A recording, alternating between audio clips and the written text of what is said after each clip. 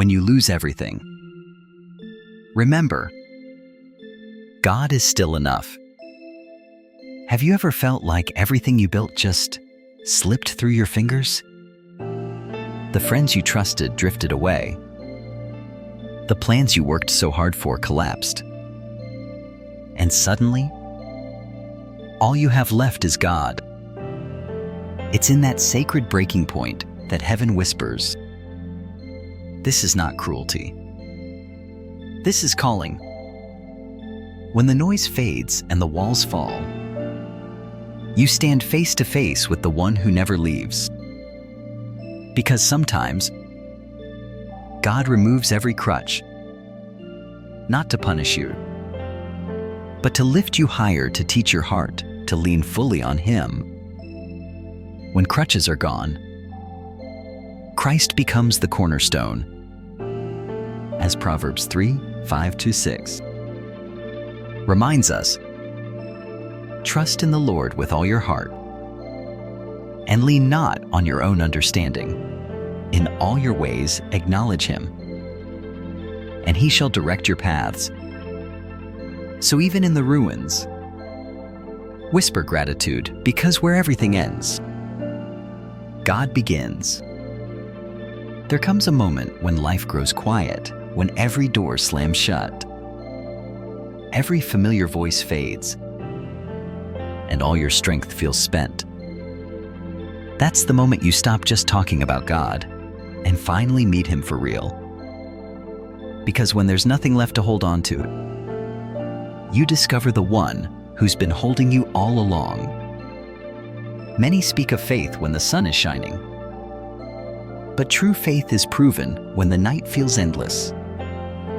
As long as we have backup plans, we lean on them. As long as we trust our own wisdom, we never fully rest in His. But when all options are gone and silence fills the room, something happens. Our pride breaks. Our hearts soften, and the stillness becomes God's classroom. It's in that sacred place of surrender that you begin to see clearly. What felt like abandonment was preparation. What looked like loss was protection. And what you thought was the end was only the beginning of transformation. For when God removes, He does not destroy, He rebuilds. Look at Job. In a single breath, he lost everything: his wealth, his family, his health, yet through tears and ashes, he lifted his voice and said, "The Lord gave, and the Lord has taken away. Blessed be the name of the Lord." Job 1:21. Job's faith was not destroyed by the fire. It was refined by it, just as Scripture reminds us in Job 23:10. He knows the way that I take. When He has tried me, I shall come forth as gold. And David before the crown, before the victories hid alone in caves. No army, no comfort, no applause. Yet in the dark, he wrote, "Though my father and mother forsake me, the Lord will receive me." Psalm 27:10. His solitude was training God, shaping a shepherd into a king. So if you find yourself in a season of silence, waiting for an answer that hasn't come, remember the promise of Isaiah 40:31. "But those who wait upon the Lord shall renew their strength. They shall mount up with wings as eagles."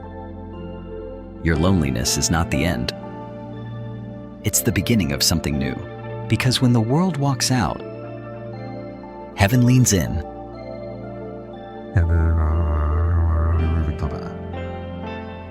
And that's where the real transformation begins. The moment faith becomes unshakable. Sometimes, The silence you fear most is actually God's training ground.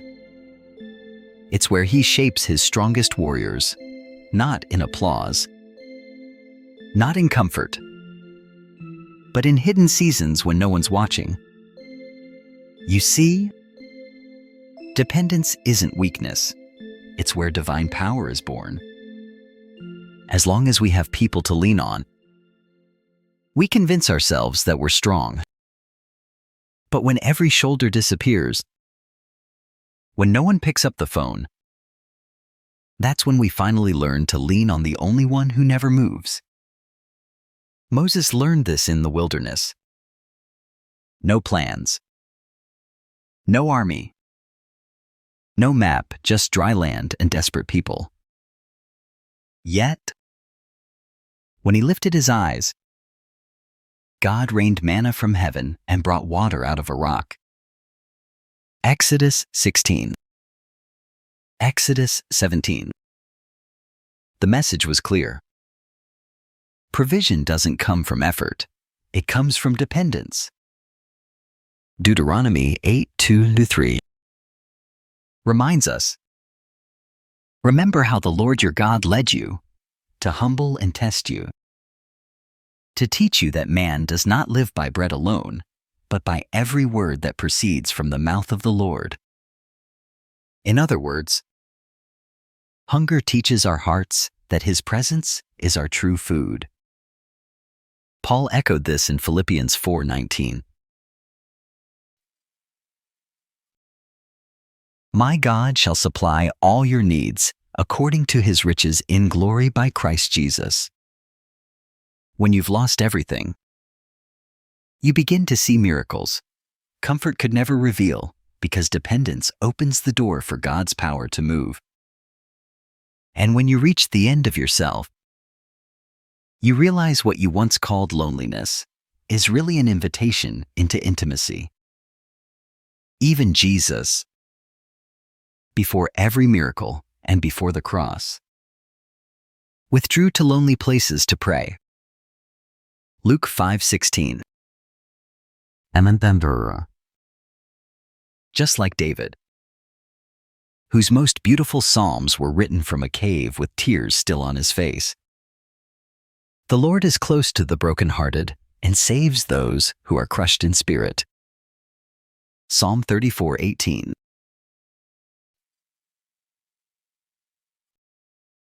So if your heart feels heavy tonight, don't run from the silence, step into it.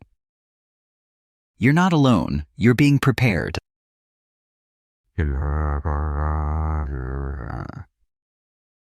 There's a kind of silence that feels sacred, a stillness that humbles the heart. It's holy ground, where worship becomes real, and your heart has room for God to fill it. Trials aren't meant to destroy us, they refine us. 1 Peter 1:6-7 says our faith, more precious than gold, is proved by fire. Every trial has a purpose. Joseph knew this. Betrayed, sold, and forgotten in prison. He had no one left but God. Yet he declared, "You intended to harm me, but God intended it for good." Genesis 50:20. Every locked door prepared him for the palace. Not punishment positioning. And maybe that's what God is doing in you. When He strips away the familiar, He's not abandoning you. He's building you. Every fire shapes your soul. Every waiting season strengthens your faith. James 1:2-4. Consider it pure joy. Paul understood. In chains, he wrote, I consider everything a loss because of the surpassing worth of knowing Christ Jesus my Lord. Philippians 3:8. And when all else fades, Psalm 73:26. sings, "My flesh and my heart may fail, but God is the strength of my heart and my portion forever." So if you're weary, whisper, "Lord, refine me." Don't remove the fire, walk with me through it. Every spark of pain becomes light to lead you home.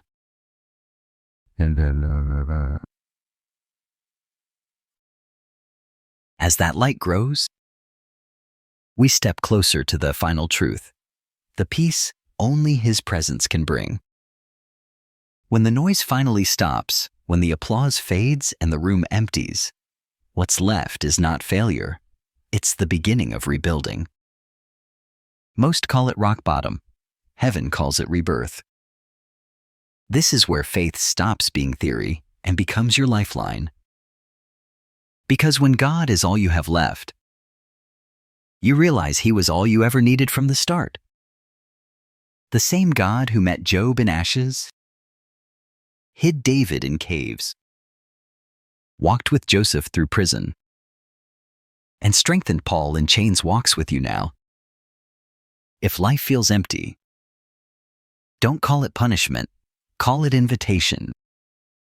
He's removing the props so your foundation stands on Him alone, tearing down the temporary to rebuild something eternal. Hold this promise.